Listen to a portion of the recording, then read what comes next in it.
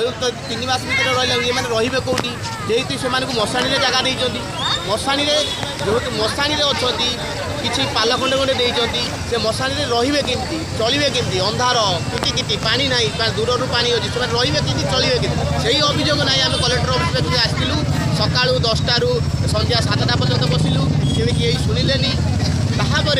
आम विजु पाखे आसी बसिलु आमर अनशन करने बसिलु आप बाबद क्या लिखित अभियोग कर यह बाबद कलेक्टर अफिस कहला आगुरी पूर्व कलेक्टर अफिस लिखित अभियोग कले कले कोर्टे केस चलती मैंने आम से किसी बुझीपारूँ कोर्टे केस सरला आम से बुझी जेहेतु आम आसीलु एपर्त किसी होनी आम अनशन कलापर काली लिखित भाव में लिखिकी देवु जे कि आमको थैथान कराऊ आम चाहूँ जे कि एमाने सठिक भाव रहतु थैथान हूँ